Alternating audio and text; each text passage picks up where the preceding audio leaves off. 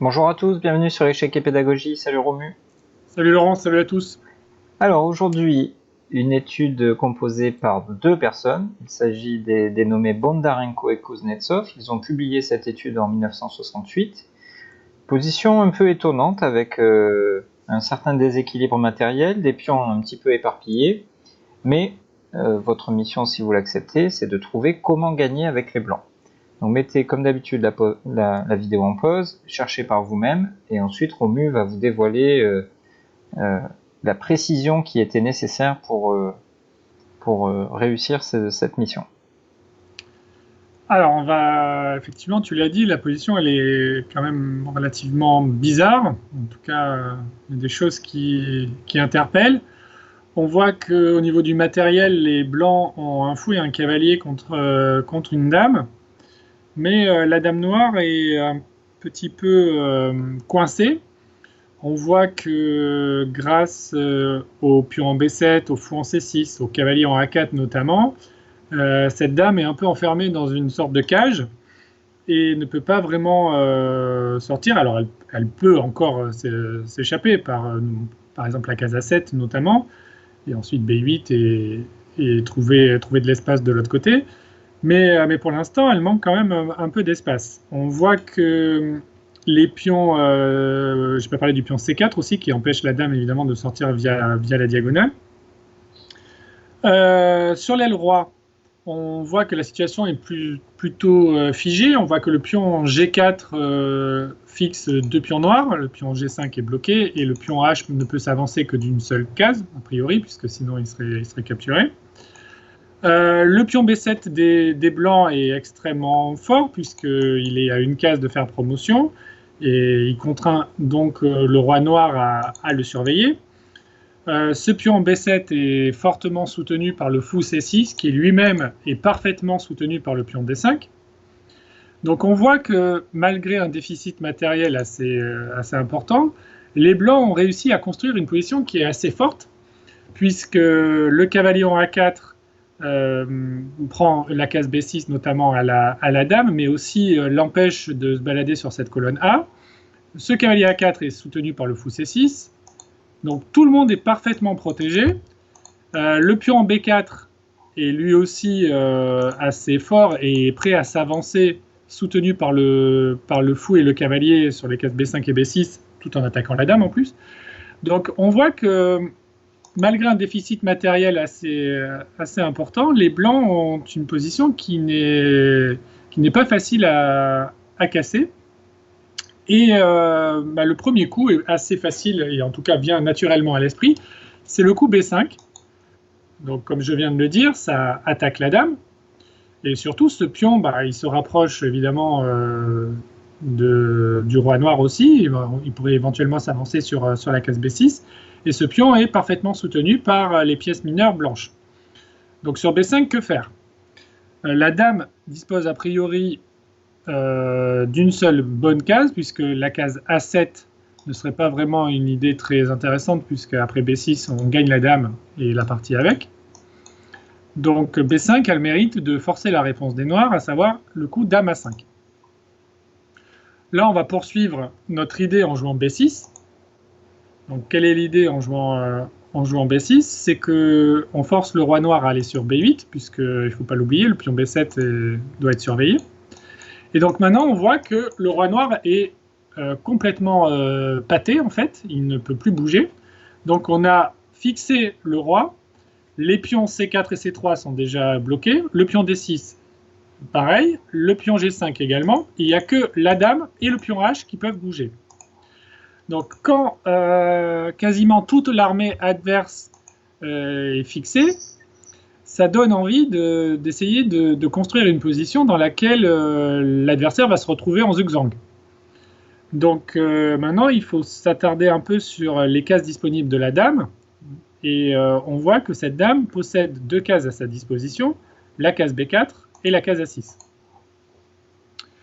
Donc là va venir une idée assez incroyable et artistique, c'est de dominer cette dame avec la seule pièce qui reste disponible chez les blancs, puisqu'on ne pourrait pas bouger le cavalier et le fou, puisque ça casserait un peu la forteresse. Donc il ne nous reste qu'une seule pièce qui est mobile et qui peut donc se joindre à l'attaque, c'est le roi.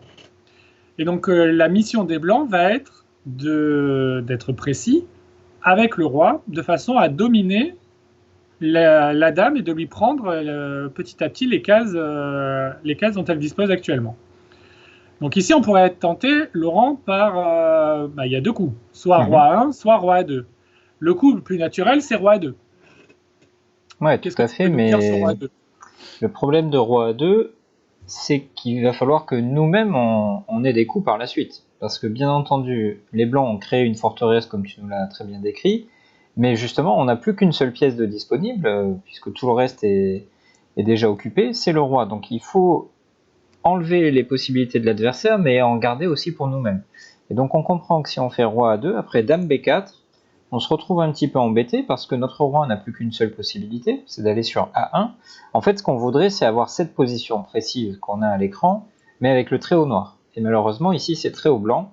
Donc après roi A1, la dame trouve de la liberté sur la case A3, et après roi B1, H6, c'est un peu l'arroseur arrosé, c'est-à-dire que le trait est au blanc, ils doivent casser la forteresse qu'ils avaient construite, et ça ne va pas du tout. Donc, ce qu'on comprend avec cette variante, finalement, c'est que notre drame, dans cette variante roi A2, dame B4, c'est d'avoir le trait. Alors ici, tu vas nous apporter la solution. Comment faire pour ne pas avoir le trait ?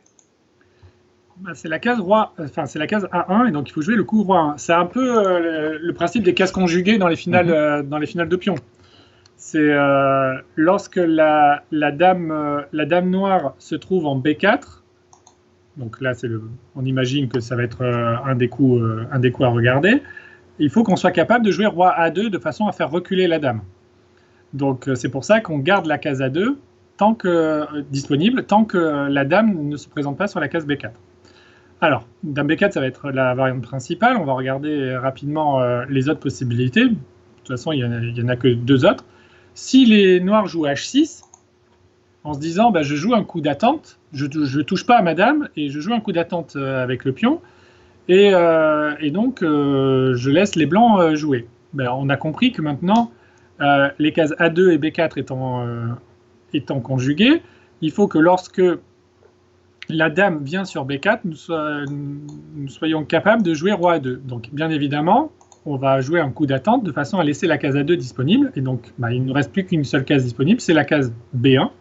Donc on joue roi B1, et si les noirs jouent dame B4 échec, alors on fera roi A2, mission accomplie.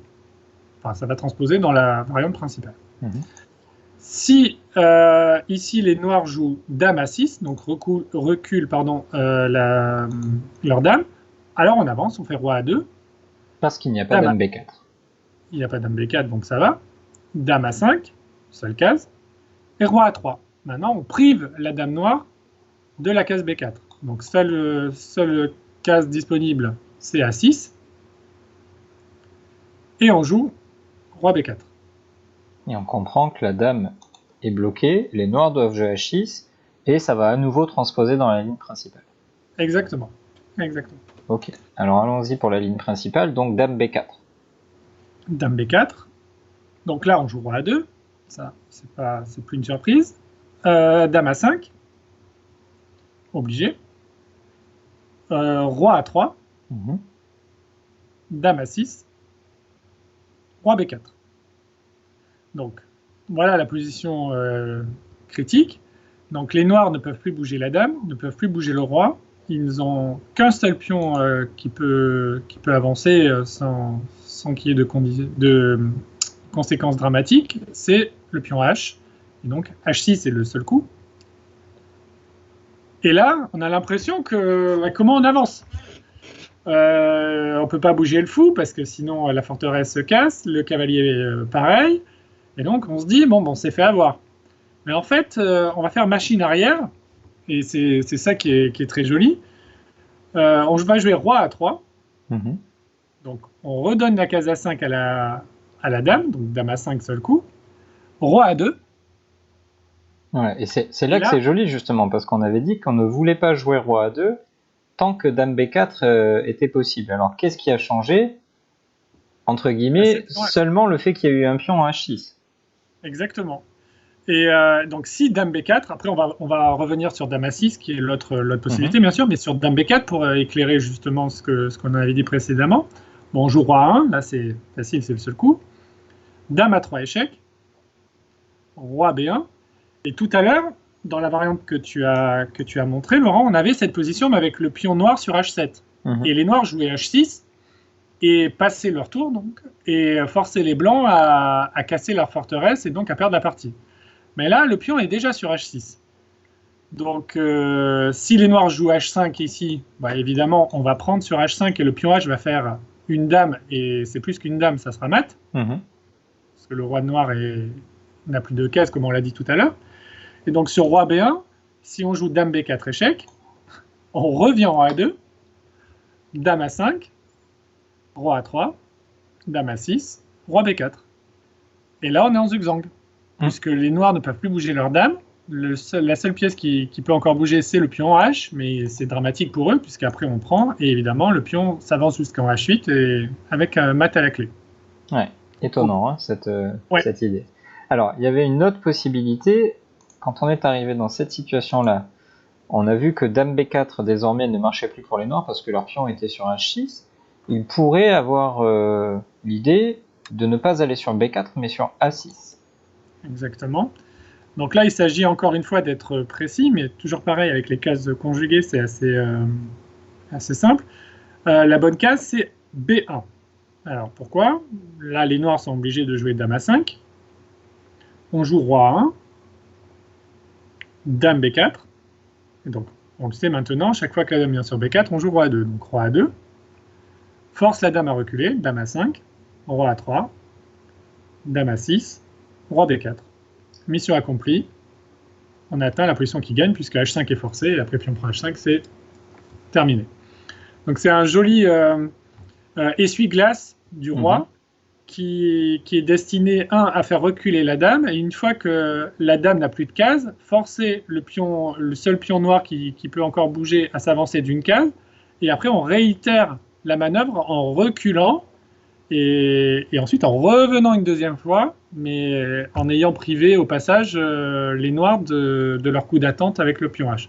Donc c'est un mouvement pendulaire qui est assez esthétique, je trouve. Ouais, très très fin, et en plus c'était l'occasion aussi de voir une position de zigzag réciproque, c'est-à-dire que dans une même position, celui qui a le trait est désavantagé, et il faut avoir la présence d'esprit, on va dire, quand on calcule ce genre de choses, de se dire ce qui me met en défaut, c'est le fait d'avoir le trait, et c'est comme ça qu'on peut avoir l'idée de perdre un temps précédemment. Donc très jolie étude donc de Bondarenko et Kuznetsov. On espère que vous avez apprécié à la fois cette étude, mais aussi la présentation que Romu vous en a faite. Si c'est le cas, n'hésitez pas à liker la vidéo. Comme d'habitude, on attend vos commentaires en dessous de cette vidéo pour nous dire si vous aviez trouvé ou si vous avez eu d'autres idées. En tout cas, on vous remercie de votre fidélité et on vous dit à très vite sur Échec et Pédagogie. À bientôt. Au revoir.